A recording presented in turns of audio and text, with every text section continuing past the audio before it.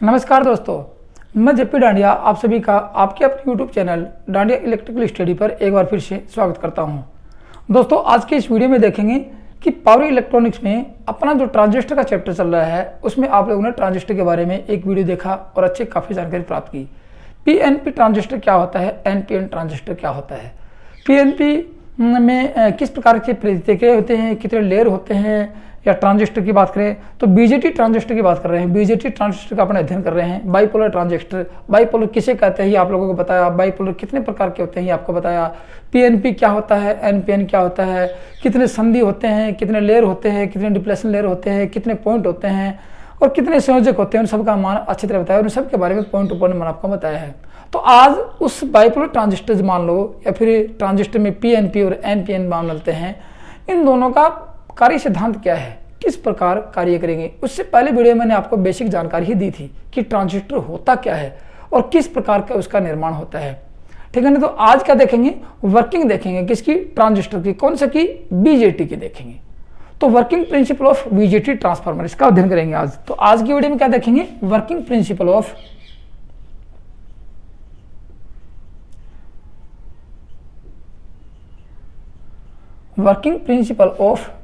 BJT transistor, इसकी बात करेंगे आज, ठीक है ना। बीजेटी का मतलब इसकी बीजेटी फुल फॉर्म क्या है कि बाइपोलर जंक्शन ट्रांजिस्टर, जिसमें से धारा का चालन पॉजिटिव और नेगेटिव दोनों से होता है, दो दिशा होता है, उसको कहते हैं बीजेटी ट्रांजिस्टर। एक दिशा होगा उसको कहेंगे फील्ड इफेक्ट ट्रांजिस्टर कहेंगे, जिसको यूजेटी बोल सकते हैं, फील्ड इफेक्ट ट्रांजिस्टर भी बोल सकते हैं, उसको कहेंगे। उसका अध्ययन आगे करेंगे। तो इसमें देखो, सबसे पहले मैं आप लोगों को बातें बता देता हूँ, महत्वपूर्ण तथ्य बता देता हूँ जिसका आज अध्ययन करेंगे। उससे पहले किन किन चीज़ों की आपको जानकारी होनी चाहिए उसकी बात करता हूँ।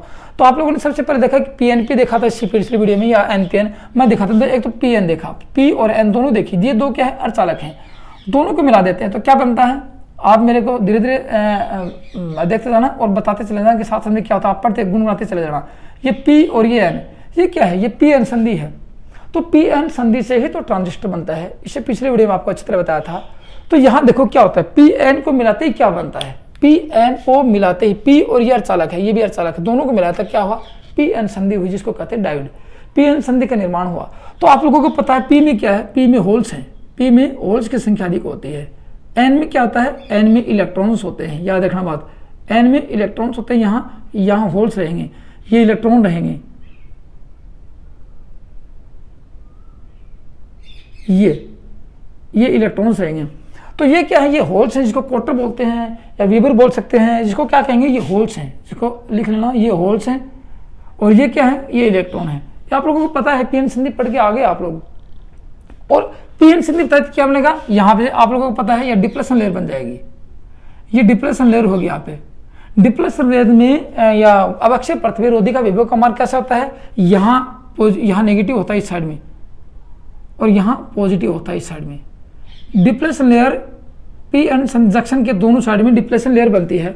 डिप्लेशन लेयर जो लेयर होती है उसमें रोधी का विभव का मान कैसा होता है, ये माइनस, इधर तो नेगेटिव होता है, इधर पॉजिटिव होता है। ये आप लोग अच्छी तरह, ये क्या है, ये डिप्लेशन लेयर है, ठीक है ना। ये क्या है, ये जंक्शन मान लेते हैं, ये जंक्शन है जिसको डिप्लेशन लेयर बोलते हैं, अवक्षय परत बोलती है। ये अवक्षय परत का निर्माण हो जाता है, ये अवक्षय परत है। ये सेम टू सेम किस में था, पीएनपी और एनपीएन में था। यहाँ इलेक्ट्रॉन जो है इनका मान किस पे डिपेंड करता है, और ये होल्स हैं, ये होल्स इनका मान किस पे डिपेंड करता है, ये इलेक्ट्रॉन्स हैं, इनका मान डोपिंग पर डिपेंड करता है। ये आप लोग देख चुके हो, डोपिंग पर निर्भर करता है। और इनका मान भी डोपिंग कैसे करवाई आप लोगों ने, ये आप लोगों को मैंने कब बताया था, पीएनपी और बाइपोलर ट्रांजिस्टर पिछली वीडियो बताया था कि बेस की डोपिंग बहुत कम होती है, तो वहाँ इलेक्ट्रॉन्स होंगे या फिर प्रोटॉन्स, होल्स होंगे, बहुत कम संख्या में रहेंगी, मेजॉरिटी को बहुत कम रहेगी, ये आपको बताया था मैंने। तो ये डोपिंग पर निर्भर करती है। और इसमें चालन कैसे होता है, देखो होल्स का चालन कैसे होता है, चालन की बात करें, होल्स का चालन कैसे होता है, वर्चुअली होता है, वर्चुअली होता है, और यहाँ फिजिकली होता है, भौतिक रूप से होता है। यहाँ फिजिकली चालन होता है और यहाँ वर्चुअली, मतलब ये तो एक फिजिकली क्या होता है, फिजिकली इसे कहते हैं कि स्थान बदलना, इलेक्ट्रॉन यहाँ से उठ के दूसरे स्थान बदल लेंगे। लेकिन ये क्या करेंगे, होल्स है, यहाँ एक इलेक्ट्रॉन आएगा, भर देगा तो इसके जगह ये चला जाएगा, मतलब कि एक स्थान से दूसरे में खिसक जाना यहाँ से, ये वर्चुअली चलते हैं। अब आपको पता है कि होल्स के बाद ये वर्चुअली होता है, तो होल्स का चालन कैसे होता है, हाई पोटेंशियल से लो पोटेंशियल पे होता है, और इलेक्ट्रॉन का चालन कैसे होता है, लो पोटेंशियल से हाई पोटेंशियल पे होता है। ये बात आपको बता रहा हूँ कि आपको ध्यान में अब आगे आएंगे आपको वो। अभी आप लोगों को पता है कि यहाँ होल्स होंगे, इस पी एन संधि की बाइसिंग कैसे होती है, फॉरवर्ड बाइस होती है और रिवर्स बाइस होती है। मैं आपको थोड़ा याददाश्त ताज़ा करवा देता हूँ पीछे की बातों को, कि अब इनकी जरूरत पड़ेगी आप लोगों को समझने के लिए, जरूरत पड़ेगी, इसलिए आपको याद भी होना जरूरी होगा, ठीक है ना। कि ये सब बातें आपको मैं यहीं रखूंगा, आपके सामने रखेंगे, फिर आपको बताऊंगा कि इसका चालन कैसे होता है। यहाँ फॉरवर्ड बाइस करवा देते हैं, सपोज करिए इसकी फॉरवर्ड बाइस करवा देते हैं। फॉरवर्ड बाइस, फॉरवर्ड बाइस कैसी होती है, पी को पॉजिटिव से जोड़ेंगे, एक याद रखना, और एन को नेगेटिव से जोड़ेंगे तो फॉरवर्ड बाइस हो जाएगी। और रिवर्स बाइस कैसी होती है, रिवर्स बाइस, रिवर्स कैसे होती है, पी को नेगेटिव से जोड़ेंगे और एन को किससे जोड़ेंगे, एन को पॉजिटिव से जोड़ देंगे तो वो रिवर्स बाइस हो जाती है। तो फॉरवर्ड बाइस में धारा का चालन कैसे होता है, धारा चालन हो जाती है, और यहाँ धारा का चालन नहीं होता है। बस ये आप लोगों को ध्यान होना जरूरी है। अब मैं बीजेटी ट्रांजिस्टर का आपको कार्य सिद्धांत बताता हूँ। बीजेटी ट्रांजिस्टर कितने प्रकार का था, आप लोगों को पता है। बीजेटी ट्रांजिस्टर दो प्रकार का था, कौन कौन सा था, एक एनपीएन था और एक पीएनपी था। एक चीज और अपन भूल गए कि फॉरवर्ड बाइस अवस्था में पी से एन की ओर रेजिस्टेंस कैसा होता है। फॉरवर्ड बाइस में पी से एन की ओर रेजिस्टेंस कम होता है, और अवक्षय परत की चौड़ाई कम होती है। अवक्षय परत की चौड़ाई कम होती है। और रिवर्स बाइस अवस्था में क्या होता है, पी से एन की ओर रेजिस्टेंस बहुत हाई होता है, चौड़ाई अधिक होती है, अवक्षय परत की चौड़ाई। ये याद रखने वाली बात है। आपको सब कुछ बातें मैं पिछली बार जब पीएन संधि का वीडियो पढ़ाया था तो आपको अच्छी तरह बताई थी। आज मैं उन सभी बातों को आपको दोहराया है। ये महत्वपूर्ण तथ्य इसलिए हैं क्योंकि पीएनपी और एनपीएन का चालन देखेंगे। यहाँ भी तो चालन देखा था, यहाँ भी तो उसकी बाइसिंग की थी, तो आज उसका भी चालन देखेंगे। तो सबसे पहले किसका देखेंगे, बीजेटी का। बीजेटी में पीएनपी और एनपीएन होते हैं, तो कह सकते हैं देखो बीजेटी ट्रांजिस्टर कितने थे, दो प्रकार के थे। एक था, आप लोगों को इससे पिछली वीडियो में देखा कि एनपीएन था, और एक था पीएनपी, दो देखे थे। आज दोनों के बारे में देखेंगे कि इनका चालन कैसे, इसका कार्य सिद्धांत कैसे, किस प्रकार ये कार्य करते हैं, ठीक है ना, उनकी बात करेंगे। मैंने आपको ये भी बताया था कि ये कितने रीजन में कार्य करते हैं। एक तो एक्टिव रीजन में कार्य करते हैं, एक कट ऑफ रीजन में कार्य करते हैं, और एक संतृप्त सैचुरेशन रीजन में कार्य करते हैं। वो भी आपके सामने धीरे धीरे इनका जिनकी जो कार्य सिद्धांत आएगा उनमें आपके एक्टिव रीजन भी आएगा, कट ऑफ रीजन भी आएगा। कट ऑफ रीजन में क्या होगा, ये कार्य करेगा कि नहीं करेगा, सैचुरेशन रीजन में क्या होगा, एक्टिव रीजन में क्या होता है, ये तो आपके सामने आएंगे। और दोस्तों एक पूछा जाए आपसे कि ट्रांजिस्टर किस प्रकार की युक्ति है, ये पिछली वीडियो में बताया था, आज बता देता हूँ। ट्रांजिस्टर एक प्रकार की एक्टिव डिवाइस होती है। कौन सी होती है, एक्टिव युक्ति होती है ट्रांजिस्टर। तो आज उसके बारे में देखते हैं कि इनका प्रचलन कैसे होता है।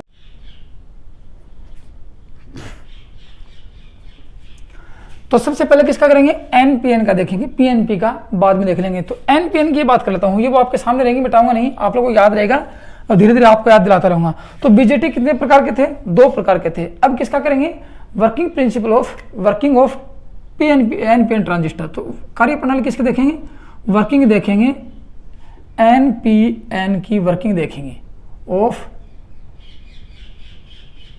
वर्किंग ऑफ एनपीएन ट्रांजिस्टर, इसकी देखेंगे। कार्य प्रणाली किसके देखेंगे, एनपीएन की देखेंगे, पीएनपीएन की इसके बाद में बताएंगे। दोस्तों इलेक्ट्रॉनिक्स इतना हार्ड नहीं है जितना आप लोग समझते हो। सिर्फ आपको ये देखना है किस प्रकार युक्तियों का धीरे धीरे जोड़ के निर्माण करते हैं। अभी तो क्या देखा आप लोगों ने, सबसे पहले देखो पीएन संधि देखी, कुछ भी हार्ड नहीं लगा।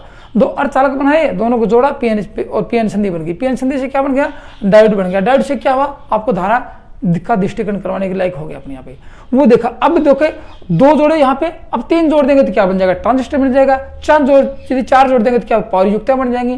जैसे SCR बन गया, सिलिकॉन कंट्रोल रेक्टिफायर बन जाता है, वो भी क्या, चार जोड़ते हैं वहाँ पे। तो जैसे टाइक और ड्राइक बनते हैं, वहाँ भी एक दो तीन चार पाँच जोड़ते हैं। तो धीरे धीरे इनका चालन, अब ये जितना वीडियो आपको प्रचालन बता रहा हूँ, जिनकी कार्य प्रणाली बता रहा हूँ, ये जितना समझ जाओगे ना तो आगे धीरे धीरे आपको जोड़ने आएगा। तो इलेक्ट्रिकल वाले स्टूडेंट क्या मानते हैं कि इलेक्ट्रॉनिक्स बहुत हार्ड है। हार्ड बिल्कुल भी नहीं है, बिल्कुल इजी है। अपने वहाँ जितना आपको इलेक्ट्रिकल का सिलेबस हार्ड लगता है उतना ये है, वो जितना इजी लगता है उतना ये है। सिर्फ क्या है कि अपन पढ़ते नहीं पढ़ने की वजह से ये हार्ड हो जाता है। लेकिन धीरे धीरे मैं आपको जीरो लेवल से यदि पढ़ा रहा हूँ, जीरो लेवल से आपको अध्ययन करवा रहा हूँ, पॉइंट टू पॉइंट लिखवा रहा हूँ, तो हार्ड कहाँ होगा। क्यों आप लोग इसमें मतलब उलझ के रह जाते हैं? तो ऐसा कुछ हार्ड नहीं है। आप लोगों के दिमाग में जो बोधरेशन है, जो आप लोगों के मन में इलेक्ट्रॉनिक्स के प्रति शंका निकाल दो, क्योंकि अपन इलेक्ट्रॉनिक्स इतनी आसान कर लेंगे पढ़कर कि कभी भूलने वाले नहीं होंगे।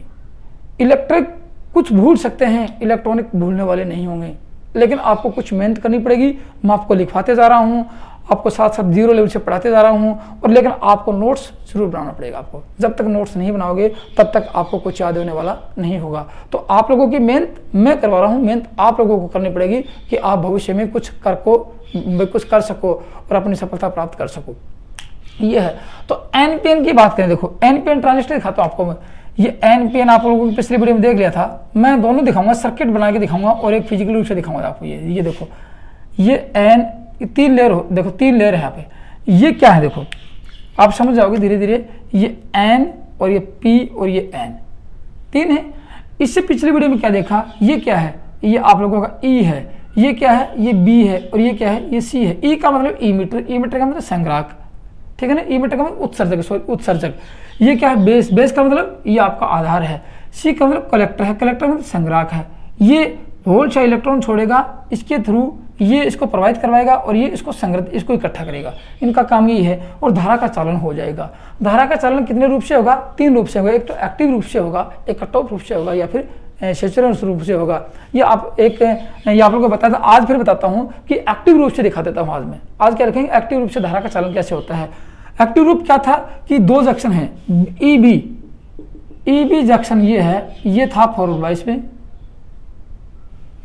और बीसी जंक्शन कैसा था, बीसी जंक्शन था रिवर्स बायस में। इसको एक्टिव रीजन कहते हैं। इसलिए कहते हैं ट्रांजिस्टर हमेशा एक्टिव रूप में ही कार्य करता है, किसी दूसरे रूप में इसका प्रयोग नहीं करते हैं। तो कट ऑफ रूप की मैं बात बताऊंगा, लेकिन वहां कार्य नहीं करेंगे, ठीक है ना। सैचुरेशन की बात वहां, लेकिन इसलिए कहते हैं ट्रांजिस्टर एक्टिव रूप से ही कार्य करता है, इसलिए एक्टिव डिवाइस होती है। एक्टिव रूप में ये दोनों चीजें होनी जरूरी रहते हैं। तो यहाँ क्या लिखेंगे, देखो क्या लिखेंगे, यहाँ सर्किट पूरा करके दिखाता हूँ आप लोगों को। ये देखो सर्किट, ये सर्किट लिया आप लोगों ने। अब एक्टिव रूप में कार्य करवाएं तो आप लोगों का ईबी क्या, देखो ये एक जंक्शन है, जंक्शन 1, और ये क्या है, ये जंक्शन 2। लेयर कितनी है, 1 2 3 लेयर है। परत कितनी रहेंगी, 3 रहेंगी। डिप्रेशन लेयर कितनी रहेंगी, 2 डिप्रेशन रहेंगी। ये एक डिप्रेशन लेयर तो ये है, देखो यहाँ से एक डिप्रेशन लेयर ये है, एक डिप्रेशन लेयर ये है, और एक डिप्रेशन लेयर ये रहेगी। आपको सारी बात बताऊंगा आपको, ठीक है ना। अब इसका सिंबल की बात करें, देखो सिंबल कैसा रहेगा। यहाँ पे पीएनपी और एनपीएन के सिंबल की बात करते हैं। देखो ये ऐसा गोल सिंबल आता है, ये बार की बॉडी आती है, अंदर से तीनों रहेंगी। ये ऐसे आता है, ये ऐसे आता है, ये ऐसे आता है। ये तो सिंबल दोनों का स्वरूप है, लेकिन धारा का प्रवाह किस प्रकार से होगा अब मैं आपको बताता हूं। देखो पीएनपी और एनपीएन दोनों की बात होती है। पीएनपी एक तो ये आता है, एक एनपीएन आता है। देखो तीनों में से आप बीच का शब्द कौन सा पकड़ लेना। ये देखो दोनों बराबर, ये बराबर, ये बराबर, इनको मत पकड़ना, बीच वाले शब्द को पकड़ लेना। आपको सिंबल याद करने का तरीका बताता हूँ। देखो आपको मैं तीनों में से बीच वाले शब्द को पकड़ लिया। ऊपर क्या है, एन, याद रखना ऊपर क्या है, एन, और नीचे वाला में क्या है, पीएनपी में बीच में क्या है, पीएनपी में बीच में एन है, और एनपीएन में बीच में क्या है, पी है। तो एनपीएन की बात करें तो पी याद रखना, पीएनपी की बात करें तो एन याद रखना, सिर्फ बीच वाले शब्द को रखना है। तो यहाँ बीच वाला शब्द पी है, तो पी का मतलब पार, धारा पार हो जाएगी। पार का मतलब धारा बाहर जाएगी। पार का मतलब अपने से दूर जा रही है, किसी के पार करना, किसी के छोर को पकड़ना, किसी दूसरे में, तो यहाँ से कि धारा दूर जाएगी। तो ये पीएनपी का हो गया, ये एनपीएन का सिंबल हुआ। किसका सिंबल हुआ, एनपीएन का सिंबल हुआ। और अब यहाँ से ये बी, ये बेस है, ये सी है, और ये ई है। उत्सर्जक में से धारा बाहर जाएगी तो एनपीएन होगा। याद रखना बात, उत्सर्जक में से धारा बाहर जाएगी। यहाँ उत्सर्जक ये है, यहाँ धारा इधर चलेगी, ठीक है ना। उत्सर्जक में से धारा बाहर जाएगी तो ये एनपीएन, ये रहेगा एनपीएन पार, और उत्सर्जक में से धारा अंदर जाएगी, वो क्या रहेगा, पीएनपी। तो पीएनपी का सिंबल बना के दिखाऊं आप लोगों को। पीएनपी का सिंबल देखो, ये होता है पीएनपी। यहाँ दिखा देता हूँ क्योंकि पढ़ना अपने को दूसरा पहली बार। ये यहाँ से ये दिखाता हूँ, ये दिखा दिया, ये दिखा दिया, ये दिखा दिया। यहाँ से बेस हो गया, ये तो बेस है। एनपीएन, पीएन इसका देख लिया, एनपीएनपी, एन का मतलब अंदर, धारा अंदर जाएगी। बस ये एरो हेड ही लगाना है, ये ई, ये सी और ये बी। उत्सर्जक में से धारा अंदर जाएगी तो पीएनपी, उत्सर्जक में से धारा बाहर जाएगी तो एनपीएन। पी का मतलब पार, एन का मतलब अंदर। पी का मतलब पार, पार का मतलब धारा गई बाहर, एन का मतलब धारा अंदर आ गई, किस में से, उत्सर्जक में से। तो ये सिंबल आपको याद रखने की तरीका है कि कैसे याद रखेंगे, ठीक है ना। अब मैं इसकी कार्यप्रणाली बताता हूँ कि एन पी एन की कार्यप्रणाली कैसे रहेगी। देखो इसको कैसे संयोजित करेंगे, इसको संयोजित करने का तरीका देखो आप लोग, फिर आपको बताता हूँ मैं धीरे धीरे क्या होता है। ये संयोजित करेंगे यहाँ से, इसको कैसे लगाएंगे, ई बी जंक्शन फॉरवर्ड में लगाएंगे। फॉरवर्ड कैसे होगा, ये एन है यहाँ माइनस मिलेगा, ये पी है यहाँ प्लस मिलेगा, तो यहाँ एन लगा देते हैं। देखो ये एन माइनस लगाया, ये पी पॉजिटिव लगाया, ये लगा दिया। बोलो फॉरवर्ड हुआ कि नहीं हुआ, हो गया। पी को पॉजिटिव मिल गया, एन को नेगेटिव मिल गया, फॉरवर्ड हो गया। दूसरा रिवर्स लगाएंगे, रिवर्स कैसे लगाएंगे, ये देखो यहाँ से रिवर्स ये लगाएंगे, याद रखना बात, रिवर्स ये लगाएंगे यहाँ से। तो यहाँ रिवर्स लगाने का मतलब क्या होगा, पी को क्या देंगे, पी को नेगेटिव देंगे यहाँ से इस दिशा में, एन को क्या देंगे, एन को पॉजिटिव देंगे, तो यहाँ लगा देते हैं नेगेटिव, यहाँ ये पॉजिटिव, ये नेगेटिव, ये पॉजिटिव, ये नेगेटिव। बोलो हुआ कि नहीं हुआ। इसका मतलब ये क्या होगा, ये एक्टिव डिवाइस के रूप में काम कर रहा है, एक्टिव क्षेत्र के रूप में काम कर रहा है। ये किसके रूप में काम करेगा, ये स्विच के तौर पर भी कार्य कर सकता है, ये एम्पलीफायर के तौर पे कार्य कर सकता है, ये एक रेक्टिफिकेशन के तौर पे कार्य कर सकता है। ये तो थी बात है। अब आगे देखो पी में क्या है, एन में क्या मिलेगा आपको, देखो एन में क्या है, सब इलेक्ट्रॉन्स हैं। अब मेरी बातें वो सामने पड़ी हैं, एन में क्या है, इलेक्ट्रॉन्स हैं, ये सब इलेक्ट्रॉन है, ये सब क्या है, ये इलेक्ट्रॉन है। पी में क्या है, होल्स हैं, पी में क्या है, होल्स हैं, ये होल रहेंगे। एन में क्या है, फिर इलेक्ट्रॉन आएंगे आपके सामने, फिर इलेक्ट्रॉन आ गए। यदि इससे पिछले वीडियो आप लोगों ने देखा तो आपको याद होगा कि एन पी पे बेस की डोपिंग बहुत कम होती है। डोपिंग के मामले में उत्सर्जक सबसे बड़ा भाग होता है, उत्सर्जक अधिक होता है डोपिंग में। डोपिंग की, उत्सर्जक की डोपिंग सबसे अधिक होती है, इसकी डोपिंग उससे कम होती है, बी की बेस की डोपिंग सबसे कम होती है। यदि भौतिक रूप से देखा जाए तो संग्राहक भाग कुछ बड़ा होता है। क्यों होता है, इसमें उत्सर्जन का उत्सर्जन इसी भाग से होता है, इसलिए संग्राहक भाग को कुछ बड़ा रखा जाता है, मैंने आपको बताया था, ठीक है ना। अब देखो यहां से धारा कैसे होगी, यहां से धारा इस प्रकार प्रवाहित होगी, यहां से धारा ऐसे चलेगी, ये नेगेटिव बन गया। तो अब देखो ये इलेक्ट्रॉन है, यहां से इसको इलेक्ट्रॉन उत्सर्जित होंगे, इलेक्ट्रॉन कुछ उत्तेजित होंगे, यहाँ से कहाँ जाएंगे, इस भाग में जाएंगे, तो इलेक्ट्रॉन इधर चलेंगे। याद रखना इलेक्ट्रॉन किधर चलेंगे, इलेक्ट्रॉन इसके भाग के जाएंगे। अब इलेक्ट्रॉनों की संख्या ज्यादा है। देखो डोपिंग का मतलब ये हो गया, यहाँ पे होल्स बिल्कुल कम है, इलेक्ट्रॉन्स ज्यादा हैं। सबसे अधिक इलेक्ट्रॉन्स यहाँ हैं, होल्स बिल्कुल कम है, उससे इलेक्ट्रॉन्स कम यहाँ पे हैं, क्योंकि इसकी डोपिंग कम है, डोपिंग इसकी कम है, इसकी सबसे कम है, इसकी अधिक से अधिक है। तो यहाँ इलेक्ट्रॉन बहुत मेजॉरिटी मतलब बहुत ज़्यादा इलेक्ट्रॉन निकलेंगे। इलेक्ट्रॉन निकलेंगे तो ये क्या होगा, ये इस अवक्षय परत को पार करते हुए, क्योंकि अवक्षय परत में मैंने आपको बताया कि पी से एन फॉरवर्ड अवस्था में रेजिस्टेंस का मान बहुत कम होता है और इस अवक्षय परत की चौड़ाई घट जाती है। रेजिस्टेंस कम हुआ, इलेक्ट्रॉन सारे पार हो गए। ये क्या रहेगा, यहाँ से इस यहाँ पे क्या रहेगा, देखो यहाँ पे पॉजिटिव का आवेश है, या कौन सा आवेश है, पॉजिटिव आवेश है। इलेक्ट्रॉन पे कौन सा आवेश है, यहाँ इलेक्ट्रॉन निकल के कुछ इलेक्ट्रॉन तो यहाँ इसमें समाहित हो जाएंगे, कुछ इलेक्ट्रॉन तो होल्स में समाहित हो जाएंगे, लेकिन बचे इलेक्ट्रॉन कहाँ जाएंगे, सीधे इसके पार करते। ये इलेक्ट्रॉन इधर चले, देखो ठीक है ना, ये इलेक्ट्रॉन इधर चले। तो अब समझ गए आप। तो ये कह सकते हैं कि देखो इस पोटेंशियल बैरियर की बात करता हूँ मैं आपको, ये अवक्षय परत है जो पोटेंशियल बैरियर है, यहाँ रोधिका विभव है जिसको कहते हैं पोटेंशियल बैरियर। ये आप लोगों को पता है कि सिलिकॉन में कितना था, सिलिकॉन का कितना था, आप लोगों को ध्यान होगा यदि आपने पीएन संधि का अध्ययन किया होगा, रजिस्टर में नोट्स बनाए होंगे, तो सिलिकॉन में इस रोधिका विभव का मान कितना था अवक्षय परत में, और जर्मेनियम में कितना था, याद होगा आप लोगों को। देखो याद नहीं था कोई बात नहीं, मैं बता देता हूँ। सिलिकॉन के लिए 0.7 था और जर्मेनियम के लिए 0.3 था। तो सिलिकॉन के लिए कितना था 0.7 वोल्ट और ये कितना था 0.3 वोल्ट। इसका कहने का मतलब ये है, यहाँ से यदि 0.7 वोल्ट तब तक जाते हैं, सिलिकॉन का यदि बना होगा पूरा ट्रांजिस्टर सिलिकॉन का बना होगा, 0.7 वोल्ट लगेगा, तब तक रोधिका विभव से कोई वोल्टेज प्रभावित होने वाला नहीं होगा। 0.7 वोल्टेज से जाएगा तो इस ये पोटेंशियल बैरियर टूट जाएगा और अवक्षय परत की चौड़ाई घट जाएगी और रेजिस्टेंस का मान घट जाएगा और इलेक्ट्रॉन्स, ये इलेक्ट्रॉन इधर से आएंगे। इलेक्ट्रॉन्स कहाँ जाएंगे, इस होल्स में समायोजित हो जाएंगे, लेकिन इलेक्ट्रॉनों की संख्या बहुत ज़्यादा है तो होल्स में समायोजित होकर ये इलेक्ट्रॉन कहाँ जाएंगे, यहाँ पॉजिटिव है, ये पॉजिटिव क्या करेगा, इलेक्ट्रॉनों को अपनी ओर आकर्षित कर लेगा, क्योंकि यहाँ पॉजिटिव आवेश है, सभी इलेक्ट्रॉनों को अपनी ओर आकर्षित कर लेगा, सभी इलेक्ट्रॉन अपनी ओर आकर्षित हो गए। ये तो इलेक्ट्रॉन कहाँ जाएंगे, इधर जाएंगे इलेक्ट्रॉन, ये इलेक्ट्रॉनों की गति होगी, इलेक्ट्रॉन की गति की धारा का चालन होगा, इलेक्ट्रॉन की गति कहाँ होगी, इलेक्ट्रॉन की गति हो जाएगी। सब क्या है, ये इलेक्ट्रॉन जा रहे हैं, ये इलेक्ट्रॉन जा रहे हैं, तो यहाँ से इलेक्ट्रॉन इधर जाएंगे, देखो यहाँ से इलेक्ट्रॉन इधर जाएंगे, कुछ इलेक्ट्रॉन इधर जाएंगे, कुछ इलेक्ट्रॉन इधर जाएंगे, यहाँ से इलेक्ट्रॉन, और इलेक्ट्रॉन की संख्या कैसे होगी, ये इलेक्ट्रॉन की गति होगी, ये इलेक्ट्रॉन है। अब आपको ये तो पता है कि इलेक्ट्रॉनों की गति से विपरीत दिशा, इलेक्ट्रॉनों की दिशा से विपरीत दिशा में धारा प्रवाहित होती है, ठीक है, विपरीत दिशा में धारा प्रवाहित होती है। तो अभी आप कहोगे कि पीएनपी जंक्शन करो या एनपीएन जंक्शन कैसे काम करो, तो क्या चाहिए आप लोगों को, क्या चाहिए, यहाँ जंक्शन 2 हैं तो लिख लो, इस प्रकार के पीएनपी एनपीएन जंक्शन में यदि कार्य प्रणाली होती है तो किस प्रकार का सर्किट होना चाहिए। सबसे पहला पूछा जाता है कि एनपीएन की ट्रांजिस्टर की कार्य प्रणाली में किस प्रकार का सर्किट होना चाहिए। तो सबसे पहला सर्किट आता है कि जंक्शन ईबी, जंक्शन ईबी ये है, ये जंक्शन है, जंक्शन ईबी कैसा होना चाहिए, फॉरवर्ड होना चाहिए। और जंक्शन बीसी कैसा होना चाहिए, ये रिवर्स होना चाहिए, ठीक है ना, रिवर्स बायस होना चाहिए। और रिवर्स बायस अवस्था में धारा प्रवाहित नहीं होती है। अब आप कहोगे सर यहाँ तो पॉजिटिव लगा है यहाँ पे और यहाँ नेगेटिव लगा है, ये नेगेटिव लगा तो धारा इधर नहीं जाएगी, ये धारा प्रवाहित होगी, तो ये धारा पॉजिटिव में धारा ये धारा प्रवाहित नहीं होगी, यहाँ रुक जाएगी धारा, इधर से धारा प्रवाहित नहीं होगी, तो यही होगा, ठीक है ना। तो ये कैसे कार्य क्या आप लोगों को बताता हूँ, देखो ये हो गया कि जब तक इसके ऊपर आप जैसे कहोगे सर इसको नहीं जोड़े, तो ये देखो जब तक इसको नहीं जोड़े, बेस को किसी प्रकार की सप्लाई प्रदान नहीं करें तो क्या धारा जाएगी, यहां से धारा नहीं जाएगी, क्योंकि एन और पी क्या हो गया, यहाँ पे ये रिवर्स हो गया और ये दोनों यहां से इसको लगा, इसको पॉजिटिव लगा नहीं तो ये रिवर्स हो गया। तो एन ई से सी के बीच क्या होगा, जब तक बेस पर धारा प्रवाहित नहीं करवाएंगे, बेस पर धारा प्रवाहित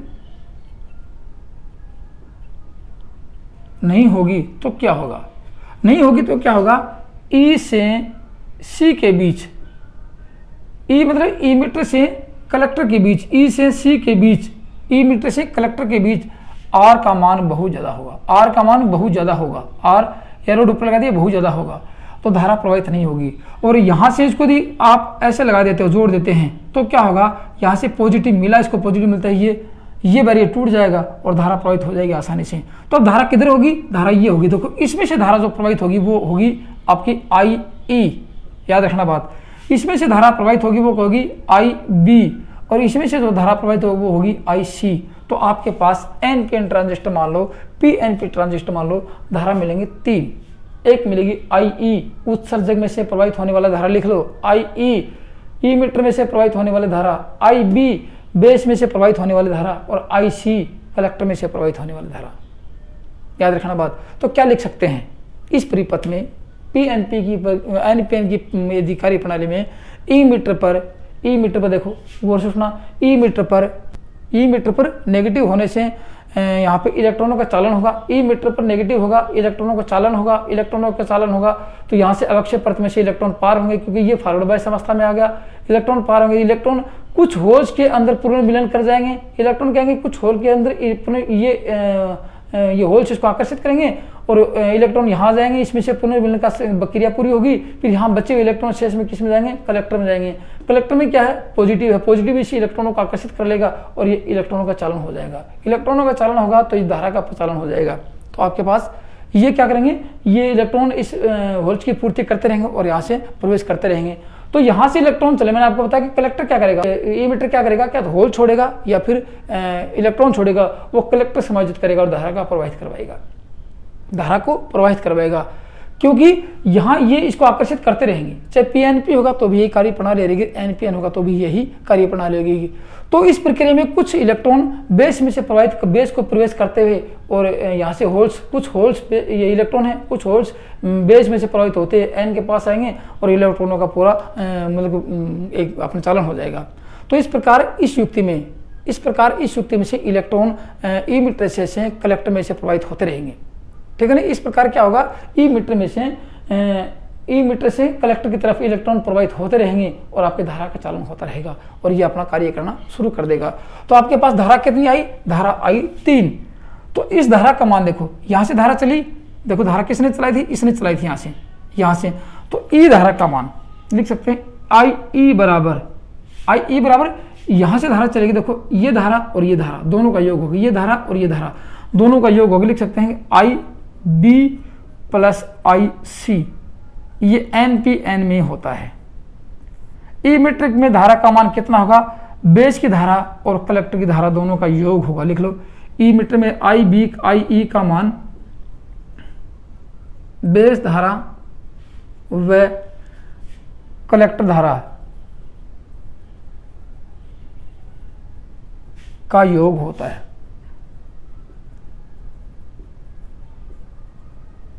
ठीक है ना, का योग होता है। ये तो थी बात इसकी।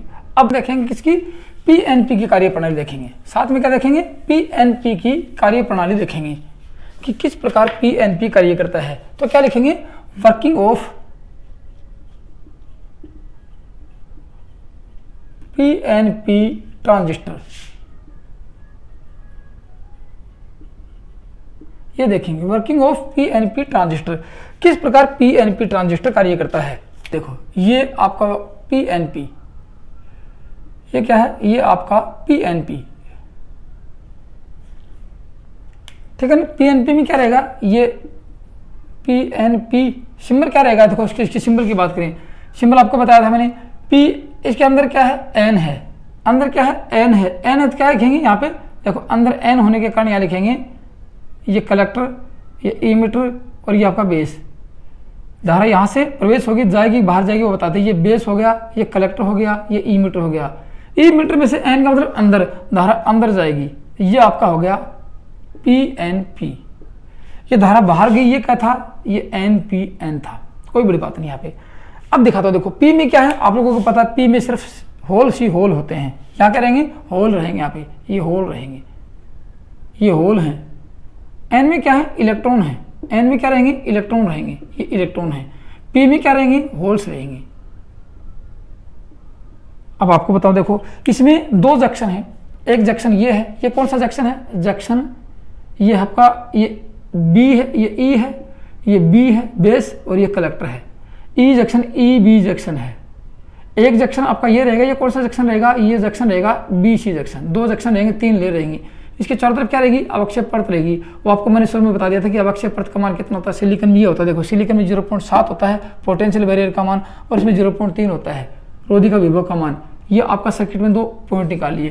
कैसे जोड़ेंगे, ये आपको पहले बताया था कि बेस धारा, जिसमें बताया कि सिलिकॉन जे बी, देखो junction E B forward bias होगा, जंक्शन ई बी फॉरवर्ड होगा। ये पी है तो यहाँ पॉजिटिव चाहिए, ये आपको लगाएंगे यहाँ पे पॉजिटिव। देखो ये लगाया positive,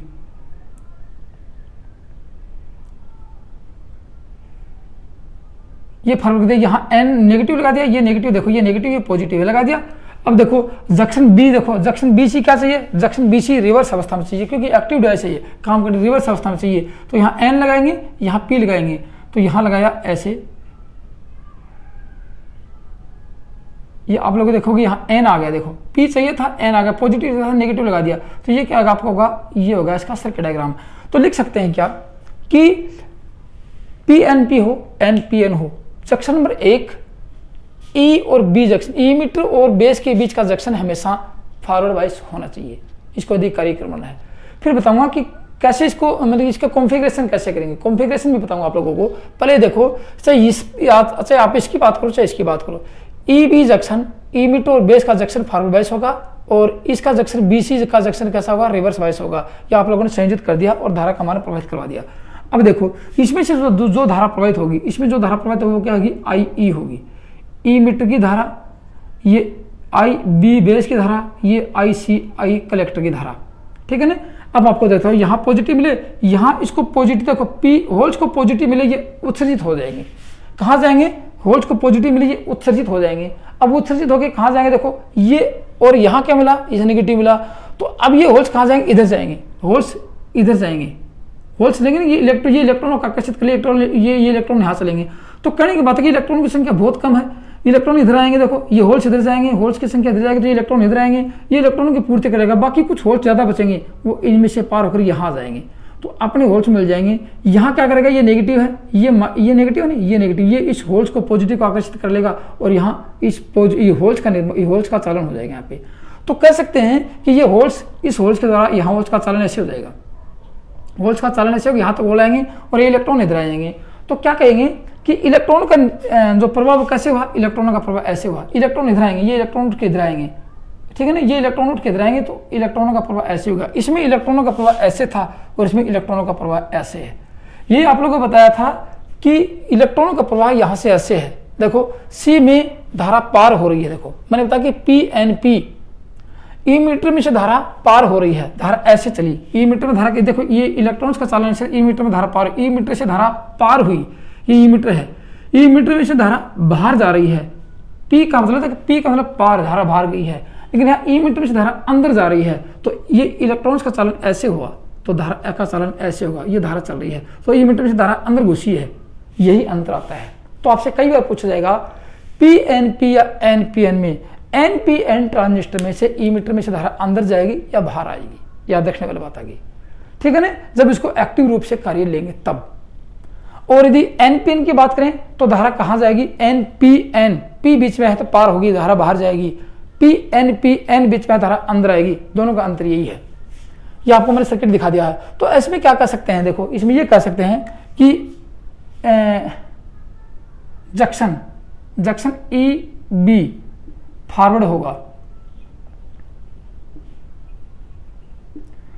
junction B C reverse bias होगा। तो इस कंडीशन में क्या होगा, ई पर प्लस वी, देखो पर ई पर प्लस वी पॉजिटिव है तो होल्स उत्सर्जित होंगे, होल्स क्या होंगे, एक्टिव होंगे, होल्स का उत्सर्जन होगा। तो ये क्या है, नेगेटिव है, तो यहां इसमें आवश्यक पद की चौड़ाई घट जाएगी, तो बेस क्या करेगा, बेस के इलेक्ट्रॉन होल्स की पूर्ति करेंगे,